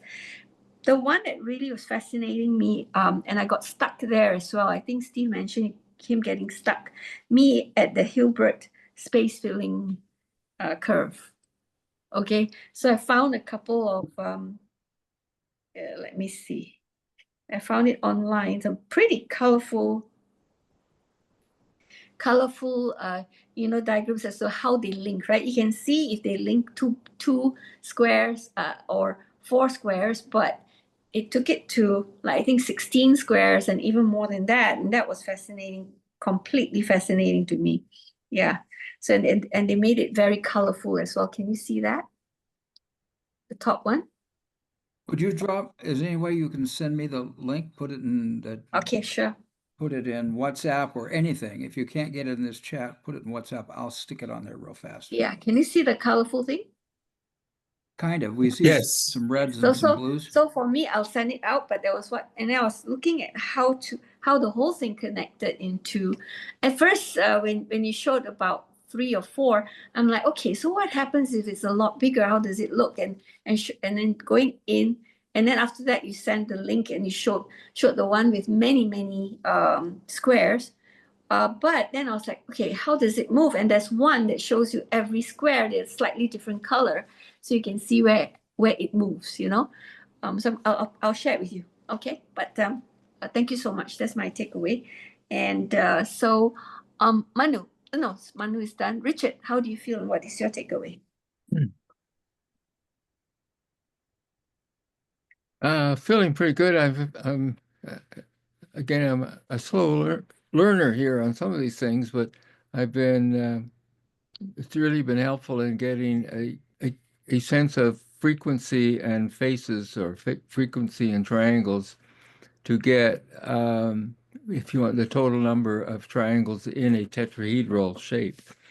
And so the simple act of 1 times 1 and 2 times 4 and 3 times 9 was very helpful, and I appreciate that. So that's one of my big takeaways for this evening. And where are we going now? To Joe or Lee? How are you feeling? What's your takeaway? And totally. Are you unmuted? I'm totally flabbergasted at what I've learned today. Fred, your design was wonderful. I enjoyed seeing the first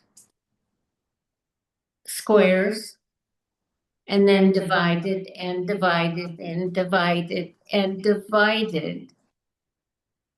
Then Manu, who described the same thing with the triangle in folding and folding and folding and folding, to divide, multiply by division, which is something that I couldn't quite catch long ago. And now I'm beginning to feel it quite well.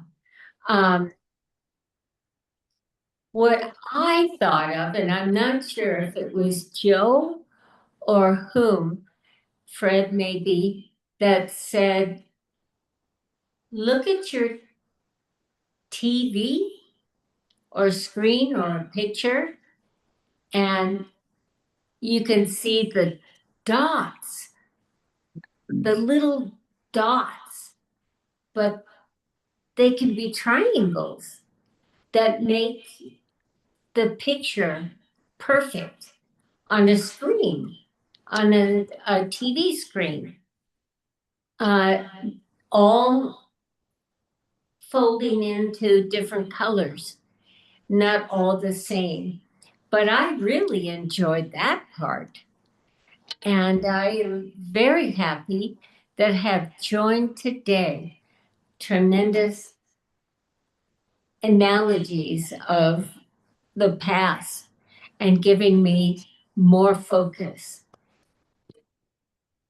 Steve, are you next? Or is it Fred?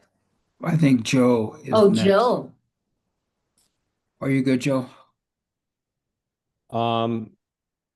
Yeah, I know. I mean, I very much, again, I appreciate everybody's contribution this evening, and especially going through some of the ratios that we talked about. And obviously, I just think throughout the book, we're starting to not only see the idea of space filling and using the space efficiently, but also the patterns. And when you spot new patterns and new relationships, you start to really uncover the way things are, the way they fit together. And that is that can be seen as metaphysical or ontological. And so I really very much appreciate that. One of the things actually that I wanted to share with everyone that is really I was appreciative of, and talks a little bit, gets to this idea that about the nature and the structure of things. And I know that this is more about Wednesday's call, so you please forgive me, but I was just going over a slide with a friend that he'd put together. and I'll put it in the chat, but it's interesting because one of the things that we changed was at the end there, where we were talking about this idea of consciousness. And this is related to some of the things that I was talking about a little bit with understanding the underlying patterns, but meaning you're understanding what actually is. And these underlying patterns are actually these numbers that we see and discuss. These are revelations of generalized principles.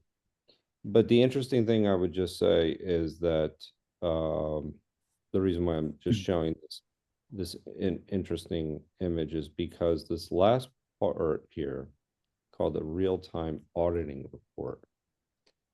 And we were talking about it, and we've made it to instead of real time, the just in time auditing report. And there was a specific reason as to why we did it. And the reason I was just going to say it is because of the idea that we discussed as to what exactly the observer is in the tetrahedron during our discussion on Wednesday. And so what I offered was, all essentially these definitions as a way of actually sharing what that last, what you see in that last row in real-time auditing report. And what it is basically you're talking about reality, perception, lag. And lag was the key. And basically the idea, the essential gap between the unfolding event and the observer's reconstruction of it, and the delay that makes learning, adaptation, and novelty possible. And how this went from this idea of having a real-time auditing report to having a just-in-time auditing report. And if you look at the whole idea, there's this idea of the manifest image of what we perceive, and then you have the basic understanding as the physical as to what is. So and then how do you then reconcile that? And this is how the mind works. So this is really and then you figure into the ideas of space-time. And that really gets to what the observer actually is in our tetrahedron. So I thought that this was actually a really interesting example of how our discussions can really start to recognize not only how reality is structured, but also how our mind perceives reality. So what we talked about tonight, and my takeaway is underlying structure of reality, and then what geometry can reveal to us. But then there's our perception, and understanding that, and understanding lag, and understanding time and space, which is also the useful, how we use space, which is what we talked about. You can see how these conversations lead to really understanding just how how we can not only understand ourselves but understand consciousness itself. Really quickly, I'll just say the idea of the real-time auditing report also was it was talking about a local event. So basically it being local in the sense that as far as the individual's experience. So anyway, I thought it was a really interesting result from our conversations that I very much appreciate everybody's contributions in when we have these discussions, because again, we're discussing the underlying physical reality and the patterns and the generalized principles, as well as the observer and the consciousness of the individual itself.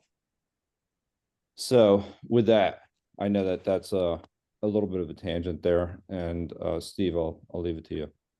Okay. Thanks, and thanks for letting me go last, and thank you for conducting the meeting tonight and saving my day. I was appreciated being able to spend some time with my son. And I got to get on the stage and play guitar. So that was fun. Tonight, as I was driving, I kept hearing all these great ideas, and I had a big Fred's Hilbert space thing with fractalation and this whole idea of dividing and multiplying. I've had a huge vision about. I'm so grateful that Fred's model kept the same size square and just kept fractalating it, and that was huge for me because suddenly I can apply that to all of these drawings because the IVM. And I'm really angry because I thought the more I understood the jitterbug, the more I'd understand the IVM. But now I find out that the IVM is made out of truncated octahedra or tridecahedra.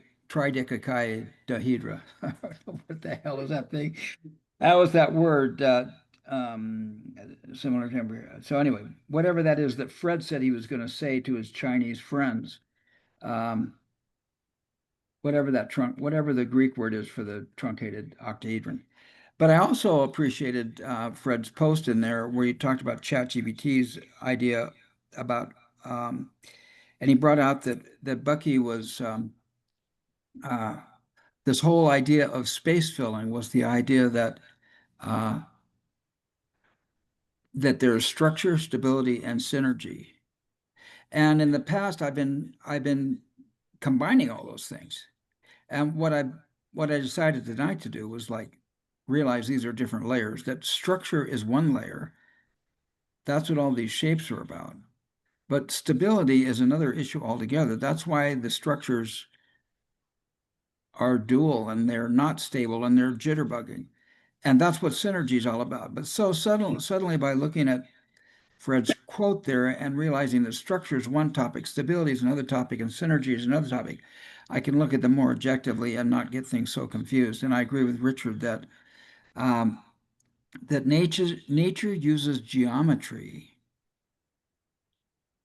and there is no waste because that's profound. In fact, I found a great video that I'm going to share on Wednesday. I'll share it with Lee here on shape and sound and how water conforms to different shapes at different frequencies. And that's really profound. And it also has to do with fractalation. I had tonight a big time thing on fractals. I mean, in a way, our solar system has fractals in it. The sun is one fractal. The planets are another fractal. The asteroids are another fractal. In other words, depending on the local events, what's happening locally, temperature, density, combination of elements and everything, different structures form, but our solar system is it's a fractal. It's all fractals. I don't know. I'm still pondering that, and I have some notes over here that I'm very excited about. A water drop is a fractal of water. It's the same thing. It's just a smaller part. And sometimes I see those fractals as snowflakes. And when I see them as snowflakes, then I get to see a bunch of fractals because they become visual and they're easy to see. They're almost two-dimensional. Snowflakes are almost two-dimensional, but they're not. They're 3D. But if I take that and I say, okay, and I put that in a 3D context, I get a little better understanding. Okay, thank you for everything. Now, I won't be here next week, and so I'm gonna invite Joe to get into my Zoom. Shoes. What? Your shoes. Yeah, get into my shoes. He's gonna get into my Zoom. He's gonna hack into my Zoom and then record all this and then pull the recordings off and store them someplace, Joe. We've got to figure that out. So you and I need to talk. I'll be gone for 2 weeks. I'll be back in November, and I'm going to miss you guys. And I can't take anything with me when I go. Good riddance. No, I wish I could take this book with me and read some stuff as I go, but there we go. I believe that's all I had to say. And I'm complete. Yeah, Manu. 1 minute. Really? It's just so 2 minutes. overwhelming. Go ahead. Okay. It's so overwhelming. the link of what you talk about something here. Do you know the relationship between molding and sculpting? What does sculpting is what? Mudding? Sculpting is truncating. Okay. Molding is folding. Okay. So we locally sculpt and mold Yeah. to fill a space that we've defined anti-anthropically. That Yeah. is the function of humans locally. Yeah. Bucky say we are repairers, we are mechanics of the locals to ensure the integrity of universe. The second thing that I have here is that it is so much a link with mathematics, is that folding dimension frequency degree of a variable is exponentiation. And then when we are trying to chip and to form, we actually putting together in a linear combination ratios of those exponents into forming something. That is an equation. That is what you call a polynomial equation. And then when we put those things together to a certain value, that is real value, we're saying that this relationship here is equal, like 5, is equal a number.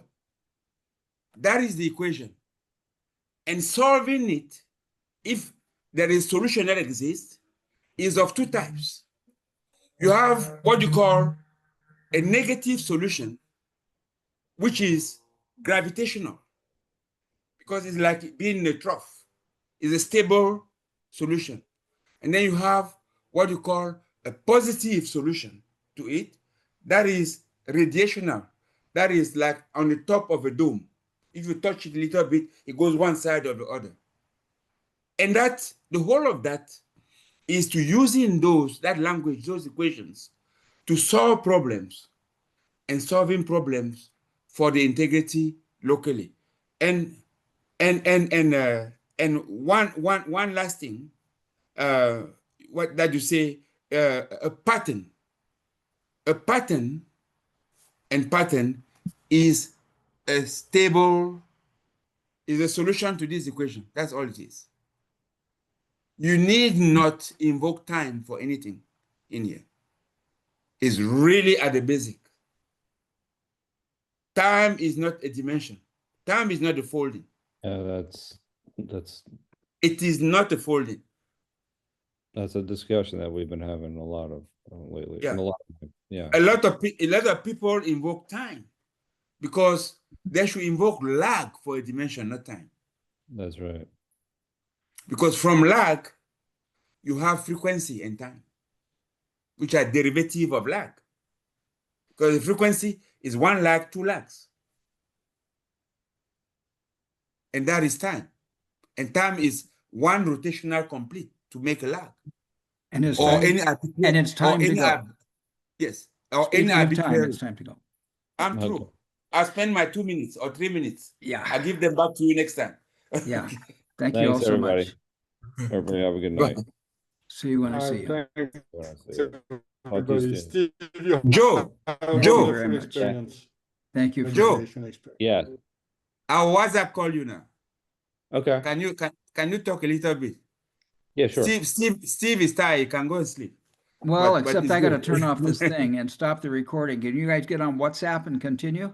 Sure. Yes. All right, good. Go to WhatsApp and we'll see you all later. Peace be unto you.